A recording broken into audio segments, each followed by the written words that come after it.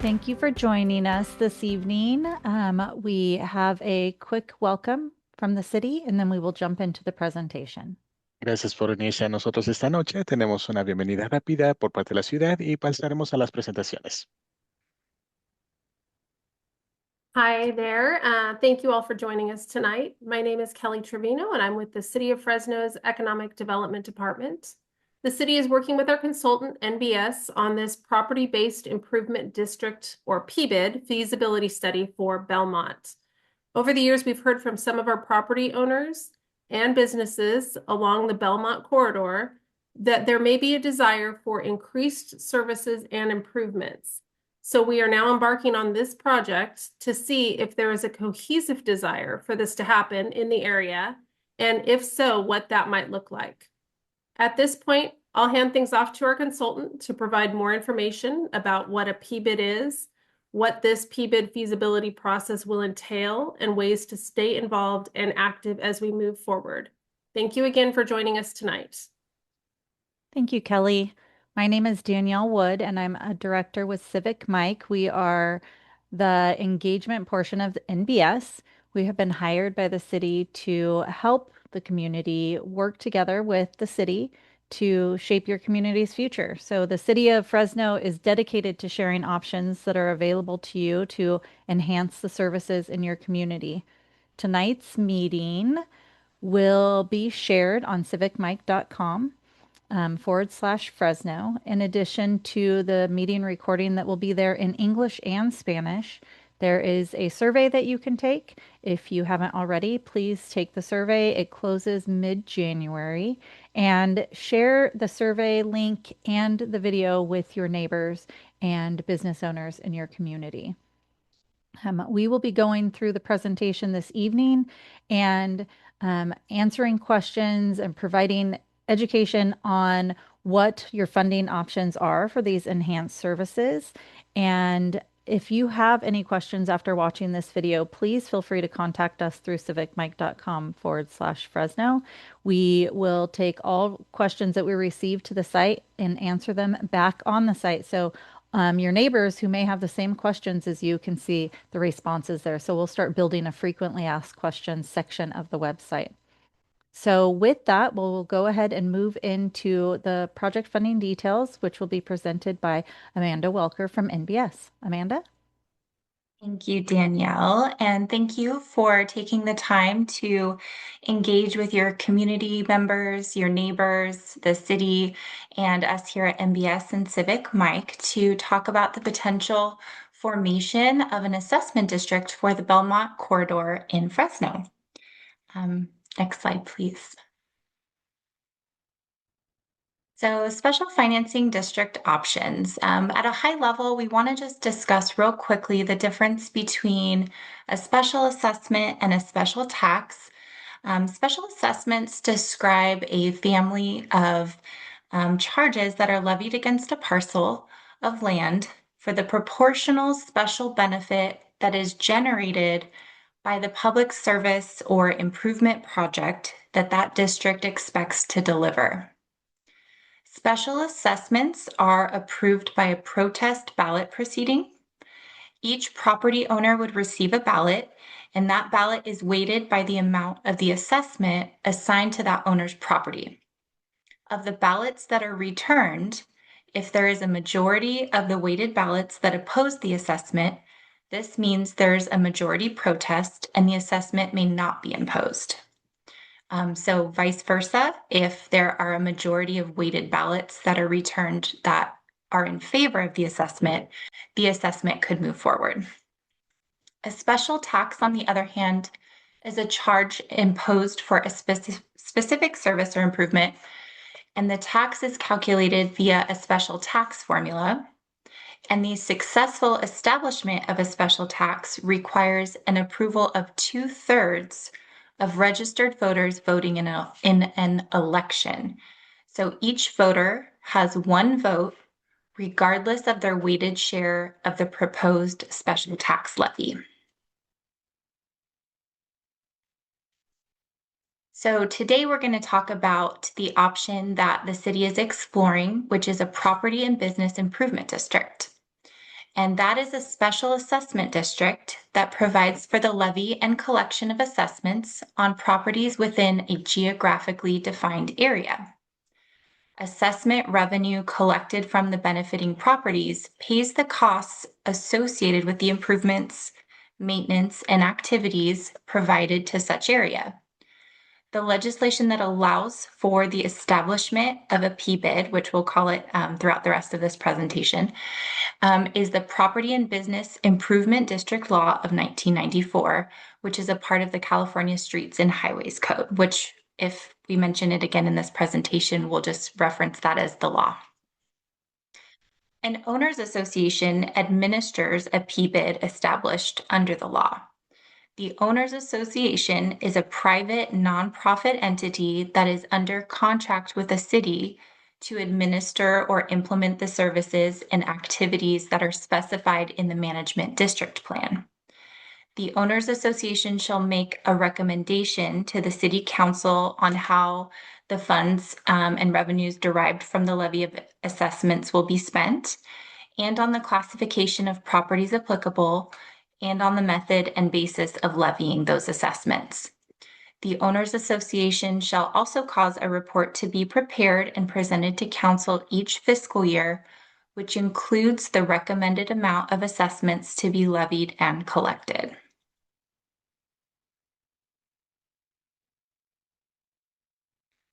And it looks like you can click through this one to build our little pyramid there, John. Thank you.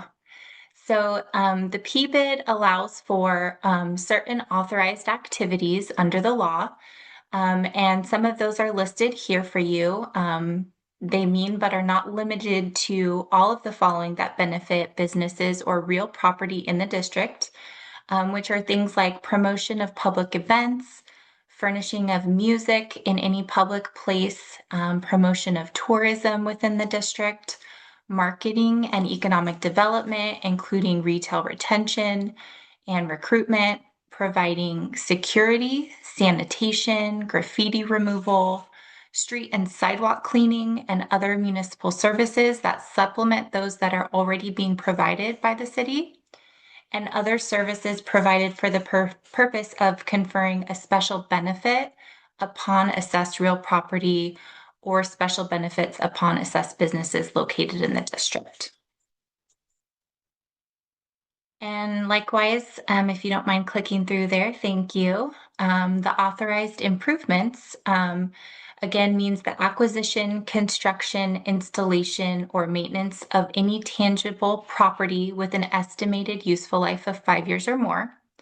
And those include, but are not limited to, the following, which would be parking facilities, benches, booths, kiosks, displays, pedestrian shelters and signage, trash receptacles, public restrooms, lighting and heating facilities, excuse me, planting areas, fountains, facilities, and other equipment. This could also include ramps or sidewalks, and pedestrian malls, or rehabilitation or removal of existing structures. So now we'll start to talk about the formation process itself. We have it broken out here into about 7 different steps, and I'll let those show on the screen there for a moment, and then I'll actually go to the next slide to discuss them each in a little bit more detail. So our first step is the data gathering step. That's where we'll really dive into the specifics of the district itself. What are the proposed boundaries that we're looking at? What types of services do we want to provide? Is there a budget that we have in mind? And what are some of the property characteristics and the data that we receive from not only the county assessor's office, but also just, how much sidewalk is in front of a property? What are the greatest needs of that particular property as it relates to the entire district? So we'll look at everything as a group and also individually to kind of get our data in line so we can start making some good recommendations and having conversations with the community members.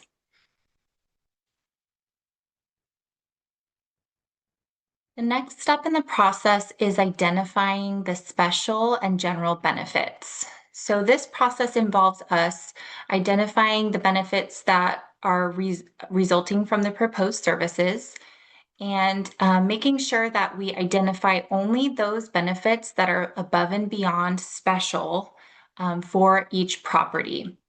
General benefits must be quantified and the corresponding portion of that budget must be excluded from the assessment.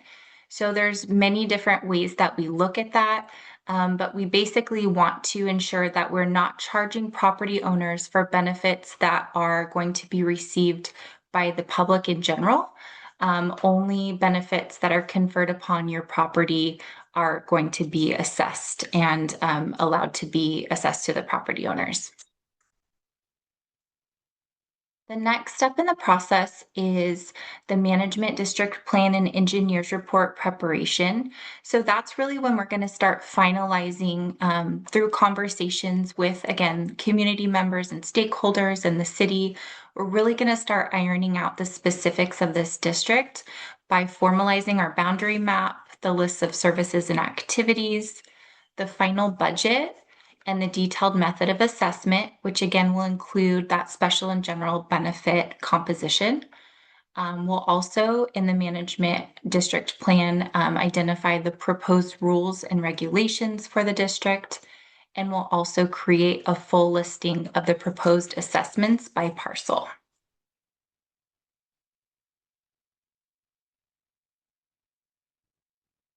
The fourth phase, and in order for the district to move forward and make it to city council, we must receive petitions by property owners that will pay more than 50% of the total amount of assessments that are proposed to be levied.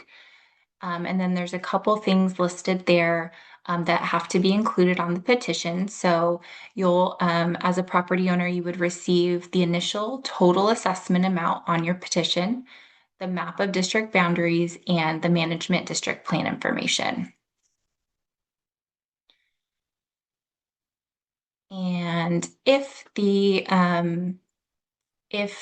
petitions are returned at more than 50% of the assessment value in total, the city council will consider those and the management district plan and engineers report, and that will be done at the first city council meeting, which we refer to as the intent meeting, where we'll produce the resolution of intention. And at that time, council would also adopt a resolution of intention, setting the date for the public hearing and ordering the mailing of assessment ballots.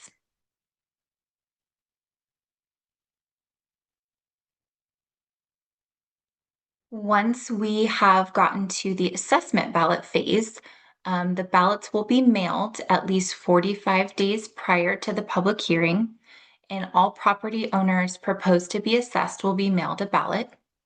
So property owners will have, again, those 45 days to receive their ballot, review it, make their determination, and mail it back or bring it to the public hearing.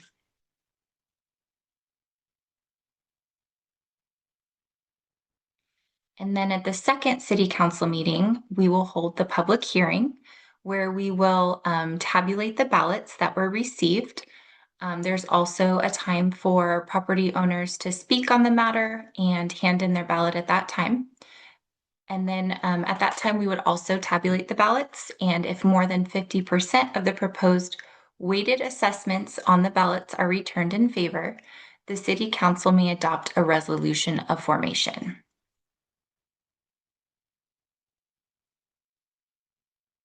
And that is the end of my presentation. And I will turn it back over to Danielle.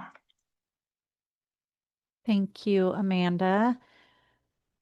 We saw that we had a couple people join late, so we just wanted to cover again that this recording will be available in Spanish and English on civicmic.com/Fresno.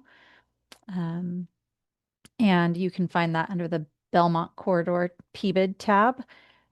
Please share the video with your neighbors, other community members. In addition to this recording, there will be a link to the survey there where the city is trying to understand the priorities of the community and the enhanced services that you're looking for in your community. So please take the survey. It will be open until mid-January. We will use that information to then create potential boundaries, estimated or potential services, options, and then create a budget from those services that have been requested through the survey. Then, as Amanda described, we will look at creating the preliminary engineers report, and we will be hosting a in-person workshop at that time to share the results and explain to the community what those results mean and how they play out in the form of an assessment, and then what the next steps are. So with that, we will move to see if anyone on the call tonight has any questions. If you do, please just go ahead and raise your hand, and we would be glad to answer any questions you may have. I saw Yes. that Michael had his hand up first. He did put it down, but he did have it up first. Okay. All right. Good evening, everybody. So I don't have a question. My name is Michael Seeley. I serve as Councilmember Nelson Esparza's policy director.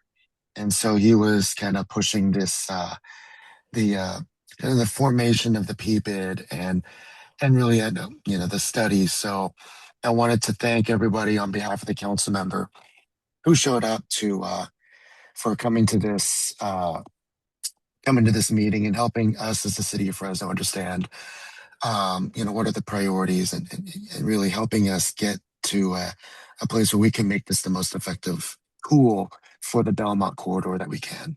So again, thank you very much. We wanted to build on the great work that our other PBIDs around the city are doing. And so for those that are in this call and for those that are going to listen to this later on, we appreciate it and we thank you for your input. Thank you very much, everybody. Thank you, Michael. Todos por toda su información. Gracias a todos. Gracias, Michael. We see that Keel, I'm not quite sure if I'm pronouncing your name correctly. You have a question? Tenemos que Kiel levantó su mano. No estoy seguro si estoy pronunciando correctamente. ¿Tienes una pregunta? Sí, buenas noches. It's Kyle Lopez Schmidt. I'm the executive director of the South Tower Community Land Trust. Soy Kyle Lopez Smith. Soy el director ejecutivo de I'm sorry, South Tower 1 minute. Community Land Trust. I'm doing the translation at the same time, sir. Yeah, I'm sorry about that. John, do we want to, I don't know if we, should we move Mario back into the other room for this portion since no one on the call needs the translation services? Yeah, Can I'll you go do ahead that? and do that. Okay, Thank you. thank you. I'm sorry, go ahead, Kyle. Yeah, so I just had a couple comments and questions. We are a nonprofit that does affordable housing and community facilities development in South Tower neighborhood, and so south of Olive, north of the 180 freeway. That includes a stretch of Belmont. But from the map that I saw, this study area stops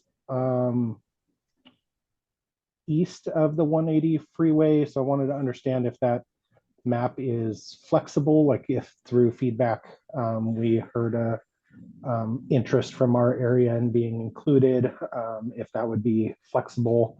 And in general, I'm supportive of the what a PBID can do, and I've seen what is done for downtown. The caution that I've heard from folks is that if this process is seen as too city-led, there's going to be skepticism among private property owners and a lack of willingness to self-assess a city-led effort. That if there's a way for our organization and other property owners along Belmont to be in the kind of guidance and leadership of this process, I think it might have a much higher chance of success. So wanted to offer that availability of our organization that we do organizing and development along Belmont, but we're currently not in the map area, so we wouldn't have as strong of interest in participating in making sure that it succeeds unless our area was included as well. So that's kind of my comment and question around like the map and can our area be included? We specifically own a little over a half acre on San Pablo, just north of 180, and then we own 2 properties with 2 existing homes on Ferris, just north of Belmont, and we're developing. We have about 12 homes in pre-development right now in along that corridor. Thank you. Okay, thank you for your comments and questions. Kelly, would you like to answer, or I can answer if you would like me to? Um, Thank you, Kyle. I think at this point, the boundaries are in flux. So we do appreciate hearing from property owners all along Belmont and in the nearby vicinity. I don't know how much flexibility there will end up being, how far we can go with it, but we'll see, if there's enough interest. It just really depends on who's interested and where on Belmont they are. And that'll be a conversation we'll have with the property owners. Yes, exactly. So part of the survey is to draw the boundary map. The boundary map that's shown now is preliminary, just as a starting point of an area that has been mentioned by other community members that could benefit from enhanced services. So yes, please take the survey, draw the boundary that you would like to see, provide any input you can as to why you feel that that area would benefit. The city is really here as just a facilitator of the process because in order to form a PBID, they need to be the authorizing agency, but they are looking for feedback from community members for the entire process. So from improvements to budget to boundaries to length of time until renewal, inflators, every bit of this process, the city is looking to the community to find out what it is that you as community members believe would benefit your neighbors in the best possible way. So yes, please take the survey. Please share any information you have with us and ask your neighbors to take the survey as well. Kyle? Yeah, just follow up. Thank you for that answer. That's really helpful. How is it treated around like public entities that own property along that would be included in the area? I can think of, Tehipity Middle School, Fresno Unified. There's a Fresno Housing Authority development on Fulton, just north of Belmont, if that gets included. There's City of Fresno property, Caltrans property. How are those properties considered in this, or is it only private property owners? Um, oh, where did you go? I was going to say, Amanda, if you want to answer that, or I can, it's up to you.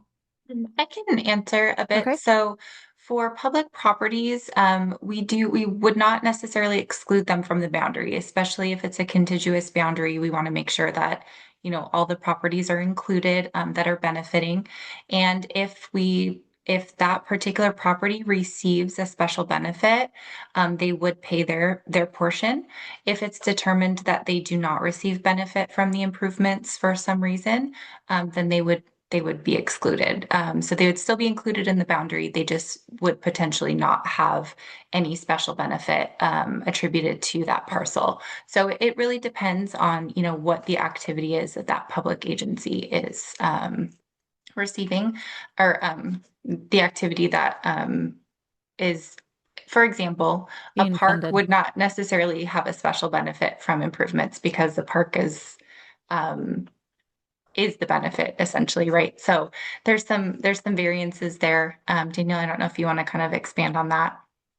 Yeah, I mean, for the most part, any parcels that are within the boundaries will receive some form of an assessment, but as Amanda stated, it may be a much lower amount, depending on the services. So if you think there's, like Amanda mentioned, say a park and the service that's being funded is marketing.